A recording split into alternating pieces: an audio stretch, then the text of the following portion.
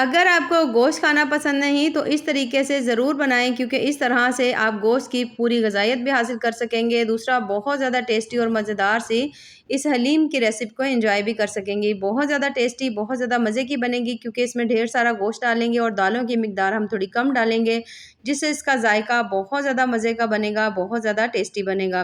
तो चलिए जी, अपनी मज़ेदार और ज़बरदस्त सी रेसिपी को बनाना स्टार्ट करते हैं। बिस्मिल्लाहिर्रहमानिर्रहीम। अस्सलाम वालेकुम। उम्मीद है आप सब ठीक होंगे। तो यहाँ पर सबसे पहले मैंने ले ली है 1 अदद कढ़ाई और उसके अंदर डाल दिया है मैंने तकरीबन 2 से 3 चम्मच हम डाल देंगे कुकिंग ऑयल, और 1 मीडियम साइज़ की प्याज डालेंगे। प्याज को हल्का सा सॉफ्ट होने तक हमने इसको पका लेना है। तो जैसे ही आप देखें कि प्याज का जो कलर है वो हल्का-हल्का सा ब्राउन हो चुका है, थोड़ा चेंज हो गया है, तो फिर हम इसके अंदर डालेंगे 1 चम्मच फ्रेश अदरक लहसुन का पेस्ट, ठीक है?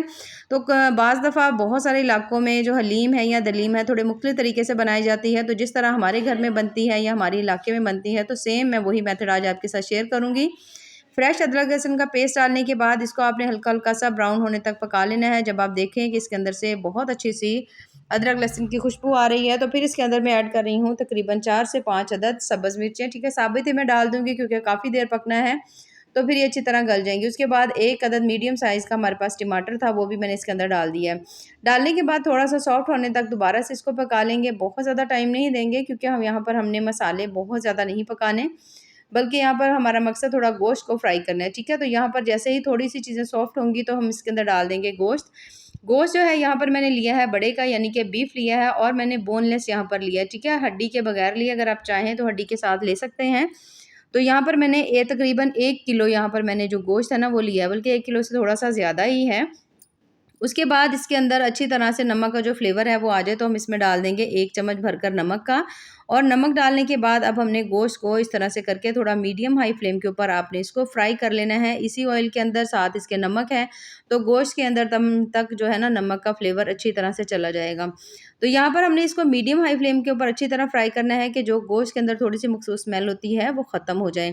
2 अदद डाल दी है मैंने इसके अंदर दालचीनी। उसके बाद 1 चम्मच भरकर मैं इसमें डाल रही हूँ गरम मसाला मिक्स है इसके अंदर। 2 से 3 अदद लौंग भी हैं, काली मिर्च भी है, ठीक है? 3 से 4 अदद हमने डाल दी हैं देगी मिर्च, 2 अदद तेज़ पत्ते डाल दिए हैं, और उसके बाद हमने इसको अच्छी तरह से पका लेना है। यहाँ पर जैसे ही थोड़ी फ्लेम फ्लेम अगर आपकी हाई होगी ना, तो फिर ये बहुत ज़्यादा जल्दी से फ्राई हो जाएगा, क्योंकि अगर फ्लेम हल्की होगी तो फिर ये गोश्त पानी छोड़ेगा, तो टाइम ज़्यादा आपको लग सकता है। तो ये थोड़ी-सी रेसिपी जो है वो हमारे यहाँ थोड़ी शॉर्टकट में बनती है, वो इस तरह के यहीं पर ही हम इसके अंदर डाल देंगे। अदरक भी ये जो है इसमें मैंने डाल दी है हल्दी, और उसके साथ मैंने इसमें लाल मिर्च भी यहीं पे ऐड कर दी है, ठीक है? तड़के में हम ऐड नहीं करेंगे, यहीं पर ही ऐड कर देंगे। इन दोनों चीज़ों को ऐड करने के बाद अच्छी तरह मिक्स करेंगे। नमक हमने पहले ही डाल लिया है, ठीक है? इसलिए मैं नमक इसका इसमें यूज़ नहीं कर रही। तो अब दोबारा से हमने इसको इतना पकाना है अच्छी तरह से कि बहुत अच्छी सी मसालों की इसके अंदर से खुशबू आए, तमाम चीज़ें अच्छी तरह से कुक हो जाएँ, पक जाएँ। गोश्त जो है इसे आपने कम से कम भी आपने इसको यहाँ पर भून लेना है 5 से 7 मिनट या तकरीबन 10 मिनट, अगर हो सके तो आप इसको अच्छी तरह भूनें, क्योंकि जितनी अच्छी तरह यहाँ पर आप इसकी भुनाई करेंगे, आपकी जो हलीम है उतनी ज़्यादा टेस्टी बनेंगे। तो यहाँ पर आप देख सकते हैं हल्का-हल्का सा इसका कलर भी थोड़ा-सा चेंज होने लग गया है। मसाले बहुत अच्छी तरह से हमने इसके अंदर भून लिए हैं। तो जब आप देखें कि अच्छी तरह भुनाई हो चुकी है, तो फिर हम इसमें ऐड करेंगे पानी। तो पानी हम इसमें ऐड करेंगे तकरीबन 2 से 2.5 लीटर, ठीक है? तकरीबन 2 लीटर आप डाल लीजिएगा। अगर तो गोश्त नरम है बहुत ज़्यादा, तो फिर 2 लीटर काफ़ी है, वरना आप 2.5 लीटर इसमें पानी ऐड कर लीजिएगा। अब हमने इसको अच्छी तरह से एक दफ़ा आपने मिक्स कर लेना है। मिक्स करने के बाद इसके ऊपर हम ढक्कन लगा देंगे। पहले 1 बॉयल आने का वेट करेंगे। जैसे ही 1 बॉयल आएगा, तो फिर आपने इसको दम वाली फ्लेम के ऊपर रख देना है। आप चाहें तो गोश्त जो है कुकर में भी गला सकते हैं। उसके बाद मैंने ले लिया है यहाँ पर 1 अदद बोल, और उसके अंदर डाल दी है मैंने 3 चम्मच मसूर की दाल, ठीक है? दाल की मिकदार मैं बहुत कम ले रही हूँ, अगर आधा-आधा कप लेंगे तो बहुत ज़्यादा दालें हो जाएँगी, तो 3-3 चम्मच तमाम दालें मैं यहाँ पर ले रही हूँ।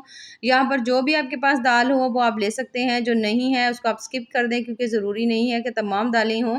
लेकिन इसमें अगर सबसे ज़्यादा मेन चीज़ है तो वो है इसमें दलिया, ठीक है? दलिया जो है यहाँ पर मैंने जौ का यूज़ किया है, आप चाहें तो यहाँ पर गंदम का दलिया भी यूज़ कर सकते हैं। इसी से हलीम में जो एक ज़बरदस्त सी लेस बनती है, हलीम मज़े की बनती है ना, वो इसी से बनती है। तो जो भी आपको दलिया मिले डाल लीजिएगा, लेकिन दलिया ज़रूर डालिएगा, ठीक है?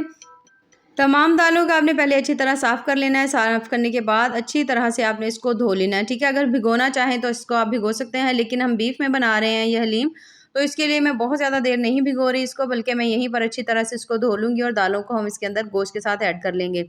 अब यहाँ पर जो गोश्त है हमारा ज़बरदस्त सा इसके अंदर गल रहा है, तो यहाँ पर आपने दालें जो अच्छी तरह से धोकर रखी हुई थी, आपने तब डालनी है जब आपका गोश्त जो है वो हाफ़ कुक हो चुका हो, ठीक है?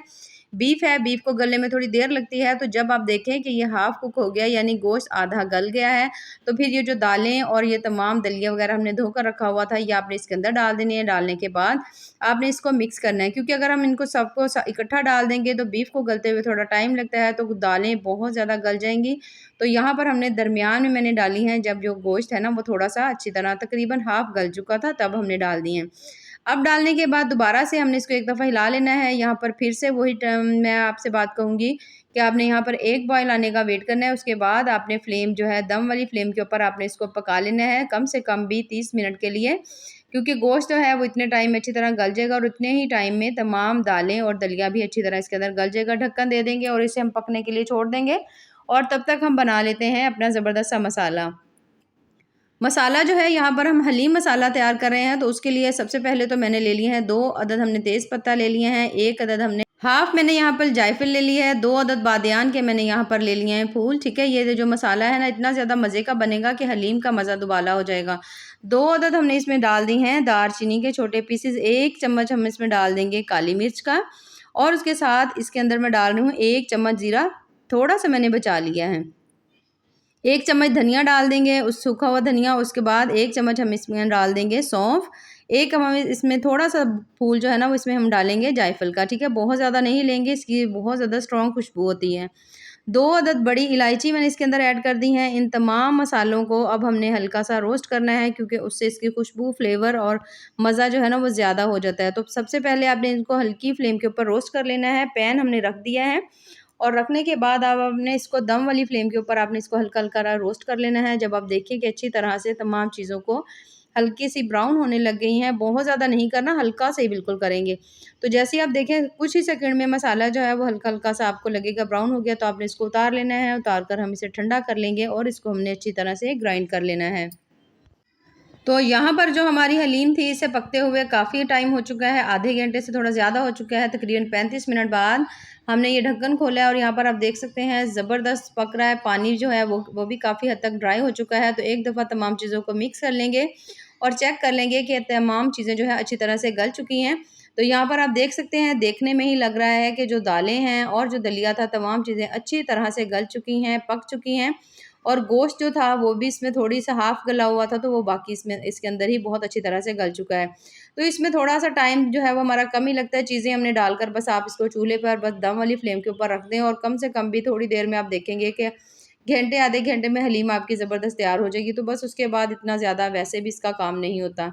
तो यहाँ पर 2 चीज़ें हैं, यहाँ पर अगर आप चाहें तो गोश्त निकाल कर उसको आप अलग से ग्राइंड कर सकते हैं या किसी कुंडी वगैरह में आप कूट सकते हैं। अगर दिल करे तो हाथों की मदद से उसको श्रेड भी कर सकते हैं, जैसे आपका दिल करे। यहाँ पर अगर आपको लगे दूसरी चीज़ कि पानी थोड़ा कम है, तो थोड़ा पानी आप ऐड कर लीजिएगा। अगर आप पतली हलीम खाते हैं, तो थोड़ा-सा पानी ऐड कर लीजिएगा और उसे थोड़ी देर के लिए आप इसे पका लीजिएगा, ठीक है?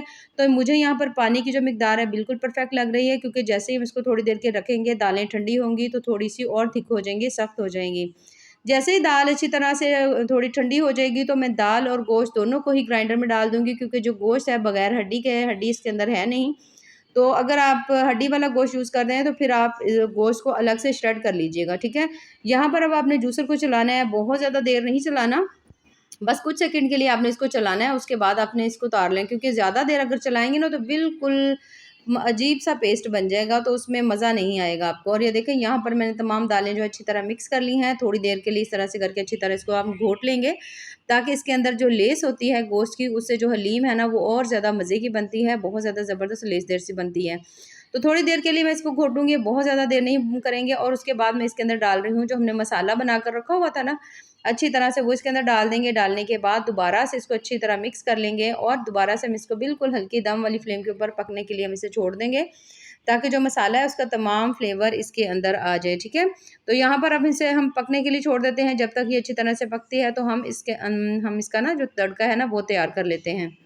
तो तड़का तैयार करने के लिए सबसे पहले तो मैंने ले लिया यहाँ पर एक अदद पैन के अंदर डाल रही हूँ मैं तकरीबन हाफ़ कप मैंने इसमें डाल दिया है कुकिंग ऑयल का। 1 अदद मीडियम साइज़ का प्याज इसके अंदर डाल देंगे बारीक काट कर, और इसे हमने पका लेना है जब तक कि इसका जो कलर है ना थोड़ा सा गोल्डन नहीं हो जाता, ठीक है। गोल्डन ब्राउन होने तक हमने इसको पका लेना है। उसके बाद हम इसमें ऐड करेंगे 1 चम्मच भरकर फ्रेश अदरक लहसुन का जो पेस्ट है ना उसे डालेंगे।